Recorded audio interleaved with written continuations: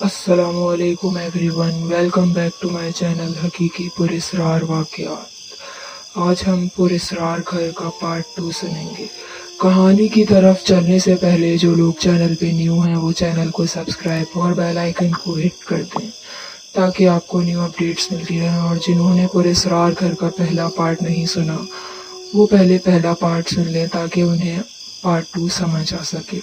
چلتے ہیں کہانی کی طرف۔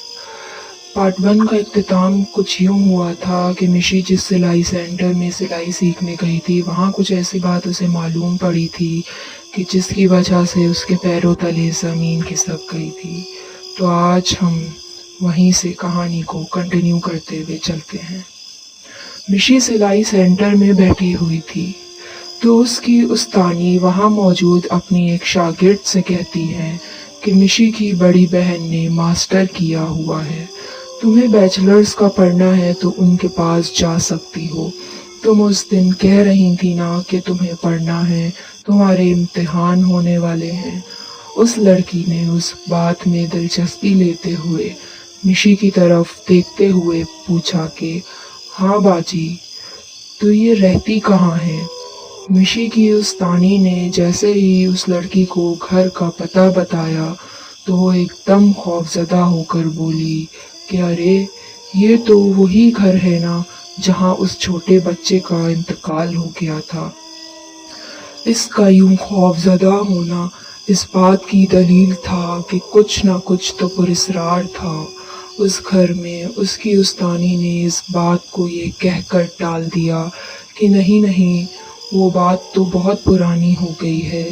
لیکن مشی کو اسی وقت اپنا خواب یاد آیا جس میں بچہ بے چارگی کے ساتھ مشی کو دیکھ رہا تھا، جیسے مدد کے لیے بلا رہا ہو۔ مشی خود سے دل ہی دل میں کہتی ہے کہ شاید وہ وہی بچہ ہو جو مدد مانگ رہا تھا یا پھر کچھ بتانے کی کوشش کر رہا تھا۔ مشی کو گھر آنے کے بعد بھی وہ خواب اور اس لڑکی کی باتیں یاد آتی رہیں۔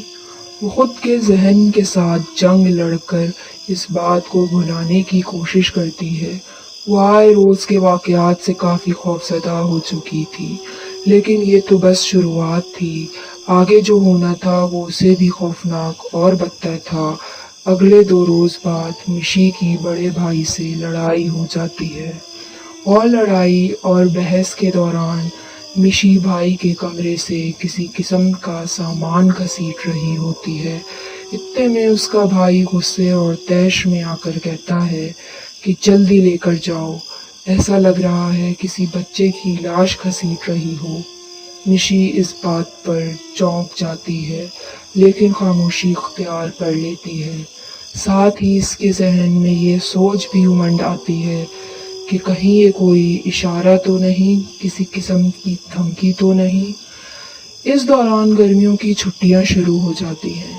مشی اس عجیب کیفیت سے نکلنے کے لیے اپنی کزن کے گھر کا رخ کرتی ہے تاکہ خود کو پرسکون کر سکے، لیکن وہاں بھی اسے اپنے ارد گرد کسی کی موجودگی کا احساس رہتا ہے، پر وہ زیادہ توجہ نہیں دیتی، اور وہاں 2 ہفتے گزار کر گھر آتی ہے تو خود کو فریش محسوس کرتی ہے۔ اس رات مشی کو اپنی باجی سے اور مما سے ڈھیر ساری باتیں کرتے ہوئے خوشگواری کے ساتھ سو جاتی ہے، اور گہری نیند میں جانے کے بعد وہ ایک خواب دیکھتی ہے جس میں خود کو اپنے گھر کی چھت پر دیکھتی ہے کہ وہ ایک کرسی پر بیٹھی ہوئی ہے اور ایک شخص سیاہ لباس پہنے ہوئے اسے رسی سے باندھ رہا ہے۔ مشی اسے پوچھتی ہے کہ یہ تم کیا کر رہے ہو، مجھے کیوں باندھ رہے ہو؟ جس پر وہ کہتا ہے کہ تم مجھے چھوڑ کر چلی جاتی ہو اس لیے تمہیں قید کر رہا ہوں، اور اسی وقت مشی کی آنکھ کھل جاتی ہے۔ اگلے روز شام کی چائے سے تینوں بہن بھائی لطف اندوز ہو رہے ہوتے ہیں کہ اسی اثنا میں مشی کی والدہ ان سب سے کہتی ہے کہ کافی دن ہو گئے کہیں گھومنے نہیں گئے، گھر والوں کے ساتھ کیا خیال ہے کہ لاہور جایا جائے؟ یہ بات سنتے ہی گھر والوں کی آنکھوں میں چمک آ جاتی ہے اور خوشی کی لہر دوڑنے لگتی ہے، لیکن کسی کو کیا معلوم تھا کہ یہ بات ان کے علاوہ کسی اور نے بھی سن لی تھی، और उन सुर्ख आंखों में नफरत के अंगारे जल रहे थे। उस शाम मगरिब के बाद इत्तेफाकन लाइट ख़राब हो जाती है तो मिशी अपने भाई से कहती है कि अल्लाह जाने ये कब तक ठीक होगी, मोबाइल की बैटरी भी ख़त्म होती जा रही है, क्यों ना हम अपने मोबाइल वगैरह शुमाइला बाजी के घर से चार्ज करवा लें। और उसी फैसले के तहत अली मोहम्मद मोबाइल चार्ज करवाने के लिए दे आता है। अगले रोज़ मिशी की वालिदा अपने दूसरे बेटे यानी अली मोहम्मद के साथ अपनी भांजी के घर जाती हैं। वहाँ पहले से ही एक मेहमान खातून मौजूद होती हैं। मिशी की वालिदा शुमाइला से मोबाइल वगैरह लेकर और उनसे मिलकर घर की जानिब रवाना होती हैं। अभी बाइक ज़रा सी चलती ही है कि अली मोहम्मद को महसूस होता है कि पीछे कोई बैठा ही नहीं है। वो वज़न महसूस ना होने की सूरत में पीछे मुड़कर देखता है तो पता चलता है कि मिशी की वालिदा ज़मीन पर करवट के बल गिरी हुई है।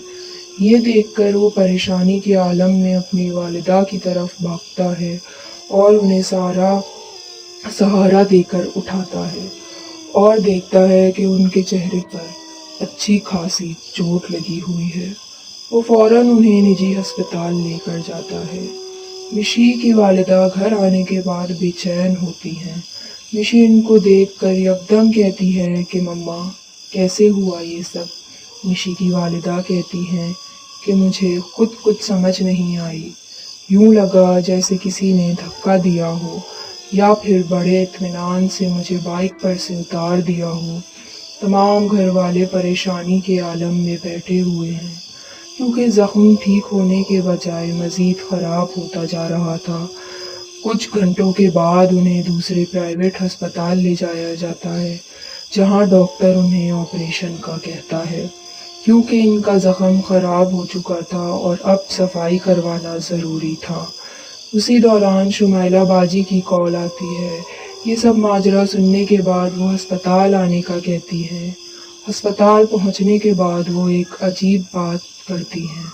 उनके घर पर जो मेहमान खातून बैठी थी उनके साथ जो गुफ्तगू हुई उसके बारे में बताती हैं कि उन खातून ने मिशी की कज़न यानी शुमाइला बाजी से कहा कि आपकी खाला बाइक पर आई थी, लेकिन इनके साथ तो एक औरत भी थी ना जो इनके पीछे खड़ी हुई थी। जिस पर शुमाइला बाजी हैरान होकर कहती है कि नहीं खाला, अपने छोटे बेटे अली मोहम्मद के साथ बाइक पर आई थी।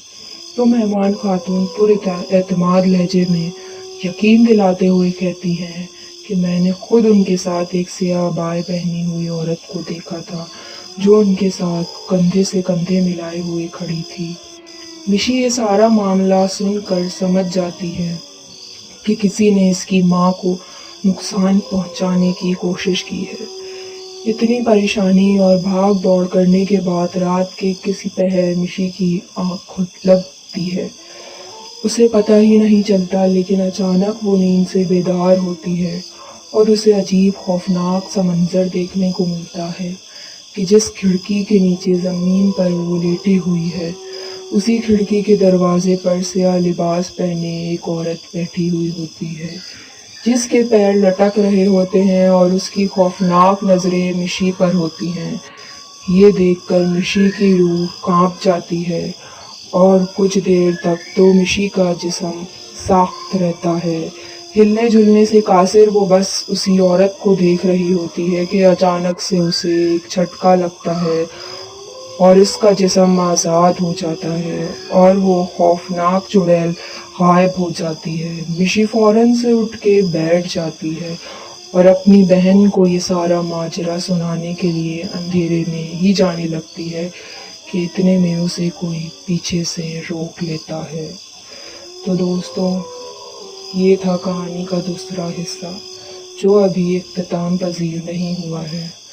पार्ट 3 के लिए बेल आइकन को लाजमी क्लिक कर देगा ताकि आपको इस कहानी का पार्ट 3 भी मिल जाए। अगर आपको ये कहानी पसंद आई है तो कमेंट सेक्शन में ज़रूर कमेंट करके बताइएगा। अल्लाह हाफिज़।